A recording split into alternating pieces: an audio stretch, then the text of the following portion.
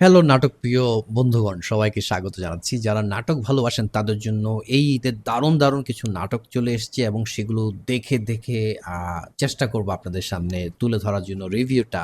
তবে এত নাটক আসছে বা আসবে, আসলে প্রত্যেকটা দেখার সেই সময়টুকু হয়তোবা আমার থাকবে না।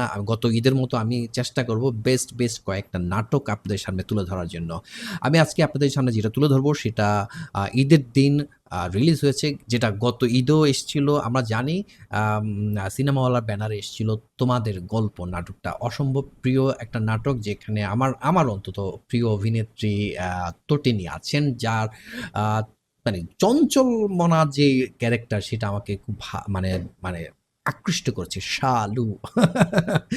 আ শালুর যে অভিনয় চঞ্চলতা সেটা আমরা জানি, সেটা সবাই খুব পছন্দ করেছিলেন। তো সেটাকে একটা রিকোয়েস্ট ছিল সেটা সিকোয়েন্সে আনা আনা যায় কিনা? তো সেটাকেই কিন্তু আম মোস্তফা কামাল রাজ সেটাকে তুলে ধরে নিয়ে এসেছে। সেটা আমরা জানি ১ম ইয়েতে যে পার্টে যেটা ছিল সেটা হচ্ছে তাদের মানে জোভান যে নাটকের আ মূল চরিত্রে অভিনয় করছেন। আর সেখানে জোভানের ফ্যামিলির সাথে তার দাদার বাড়ির সম্পর্ক হচ্ছে একটা কি মেট আপ হয়েছে। আ আ তাদের মধ্যে সকল ভুল ভ্রান্তি চলে গেছে। শালুকে তারা মেনে নিয়ে, মানে তাদের দুজনের সাথে একটা চিন্তাভাবনা করছিল যে বিয়ে দেয়া হবে তার দাদির ইচ্ছা অনুযায়ী। সো সেটাকে বেস করে 2nd পার্ট হিসেবে এটা নিয়ে আসা হয়েছে। এইখানে যে পার্টটা দেয়া হয়েছে, জোভানের নানার বাড়ির গল্পটাকে নিয়ে আসা হয়েছে। সো নানার বাড়ি বলতে জোভানের মা যখন তার বাবার সাথে যখন চলে আসেন, তখন তার ঘরে যে ঘটনা ঘটেছে, ঘটনার পরিক্রমে তার নানু পাসেস অ্যাওয়ে হয়ে যান এবং তার নানা ভাই একটা ঘটনার চক্রে পা হারিয়ে ফেলেন এবং তার মামার যে সংগ্রাম, সেইখানে যে মান, অভিমান, যে ক্ষোভ, সেটাকে কিভাবে ভাঙানো যায় এবং তাদের ২ পরিবারের মধ্যে যে টানাপোড়েন ছিল সেটাকে কিভাবে শীতল থেকে উষ্ণতার মধ্যে নিয়ে আসা যায়, সেই জায়গাটা কিন্তু এখানে তুলে ধরা হয়েছে।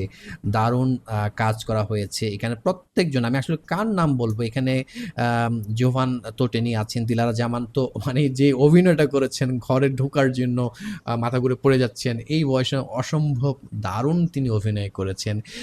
সেখানে খায়রুল আলম সবুজ সাহেবকে আমি আমার ছোটবেলা থেকে দেখে এসেছি। এখন আমার চুল পেকে গেছে। তাহলে ওনার পক্ষে অবস্থা কি? এখন উনি এখন পর্যন্ত খুব দারুণ অভিনয় করেছেন। সাবরি আলম, শিল্পী সরকার অপু আছেন, মিঠু আছেন, মনির আক্তার, নাদের চৌধুরী, আ মিঠু, মাহমুদুল ইসলাম মিঠু আছেন, ইন্তেখাব দিনার যিনি মামার চরিত্রে অভিনয় করেছেন, দীপা খন্দকার আছেন, মামি চরিত্রে অভিনয় করেছেন। এরকম আরো অনেকে আছেন। সবাই প্রত্যেকে যায়।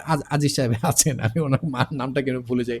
আ সো এই যে মানে পরিবারের যে সম্পর্ক টানাপোড়েন এবং সেখানে যে মিল মহাব্বতটাকে তুলে ধরা হয়েছে, পারিবারিক যে কাহিনী, সেটা আসলে বাংলাদেশের নাটক ইন্ডাস্ট্রি, আমি সবসময় বলি যে বাংলাদেশের যে মেকার্স আছেন তারা কিন্তু দারুণভাবে নাটকগুলো তৈরি করেছে। আমার ভাই এক কথায়, আমি এটার জন্য ওয়েট করছিলাম গতকালকে যখন রিলিজ হয়েছে। আম দুপুরে কোরবানি শেষে একটু রিল্যাক্সেশন দরকার ছিল। তারপর তো এটা দেখেছি, একটানা এটা দেখে ফেললাম। কোনো মিস করিনি। সেটা দেখে তারপর ভাবলাম একটু রেস্ট নিই, দেন আজকে এটা রিভিল করব আপনাদের সামনে। সো রিভিউটা এরকমই, আমার কাছে খুব পজিটিভ ভাই, ভালো লেগেছে। এটা আপনারা অবশ্যই দেখবেন। ১ ঘন্টা ৩৭ মিনিট অলমোস্ট। এটা সিনেমা ওয়ালার ইউটিউব চ্যানেলে এসছে। সো এখন পর্যন্ত আমি দেখতে পাচ্ছি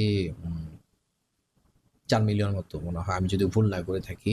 ৪ মিলিয়ন ভিউ হয়ে গেছে। সো হওয়াটাই স্বাভাবিক, কেন হবে না?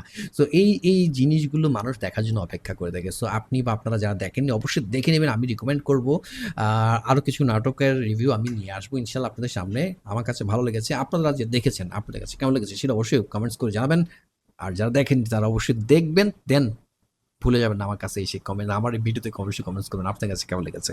পরবর্তী ভিডিও দেখার আমন্ত্রণ রইল। ততক্ষণ সবাই ভালো থাকবেন। আল্লাহ হাফেজ।